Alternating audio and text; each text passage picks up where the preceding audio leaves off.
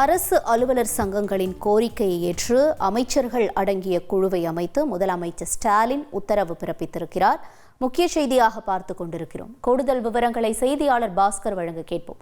பாஸ்கர், வணக்கம். இந்த குழு அமைக்கப்பட்டதற்கான காரணம் என்ன? மேலும் யாரெல்லாம் இந்த குழுவில் இடம்பெற்றிருக்கிறார்கள்? விவரங்கள் என்ன? தமிழக அரசு அலுவலர்கள், அதாவது தமிழ்நாடு அரசு ஊழியர்களுடைய சங்கங்களுடைய கோரிக்கைகளை பரிசீலித்து அவற்றின் மீது உரிய முடிவுகளை காணும் பொருட்டு தமிழக முதலமைச்சர் உத்தரவு பேரில் ஒரு குழு அமைக்கப்பட்டிருக்கிறது. இந்த குழுவில் பொதுப்பணித்துறை அமைச்சர் ஏவா வேலு, நிதித்துறை அமைச்சர் தங்கம் தென்னரசு, பள்ளிக்கல்வித்துறை அமைச்சர் அன்பில் மகேஷ் பியாமொழி, மனிதவள மேலாண்மைத்துறை அமைச்சர் கயல்வெளி 4 அமைச்சர்கள் இடம்பெற்றிருக்கிறார்கள். அரசு ஊழியர் சங்கங்களுடைய கோரிக்கைகளை அவர்கள் கேட்டு அதன் அடிப்படையில அவர்களோட கோரிக்கை மீது நடவடிக்கை எடுப்பார்கள்.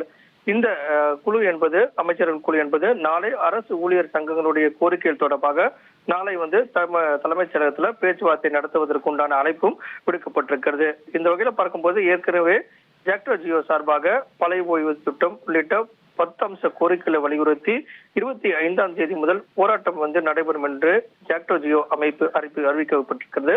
அரசு ஊழியர்கள் ஆசிரியர்களுடைய கூட்டமைப்பின் சார்பாக இந்த ஜாக்டோ ஜியோ பழைய ஓய்வு திட்டத்தை அமல்படுத்த வேண்டும், காலி பணியிடங்களை நிரப்ப வேண்டும் உள்ளிட்ட பல்வேறு கோரிக்கைகளை வலியுறுத்தி தான் இந்த 10 அம்ச கோரிக்கைகளை வலியுறுத்தி 25ஆம் தேதி மறியல் போராட்டத்துக்கு அழைப்பு விடுக்கப்பட்டிருக்கிறது.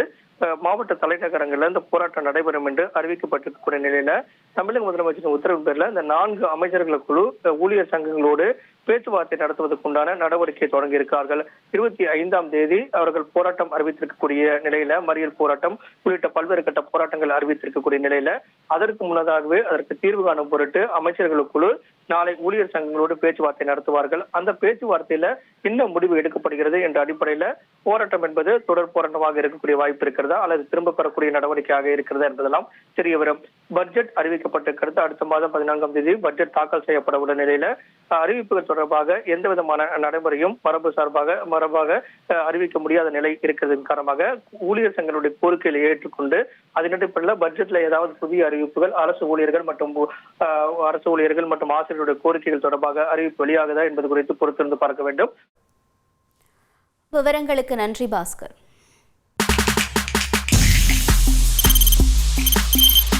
தவிர்க்க முடியாத தம்ப்நெயில்ஸ், கலக்கலான கண்டென்ட்ஸ், சினிமாவும் சீரியஸ் பிரச்சனைகளும், சும்மாவே ராம் சரண் தளபதி விஜய் எப்படா பெரிய கலகலப்பும் கைகலப்பும்.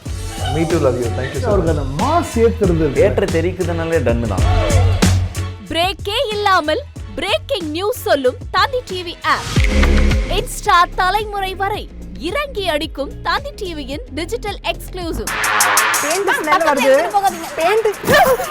பாடி காமிச்சீங்க, அது அதை விட மோசம். இல்ல பாடி காமிச்சீங்கன்னா அது இன்னும் வெரி பேட். தந்தி டிவி ஆப்பை இலவசமா டவுன்லோட் செய்யுங்க. ஃபாலோ பண்ணுங்க, சப்ஸ்கிரைப் பண்ணுங்க, என்ஜாய் பண்ணுங்க.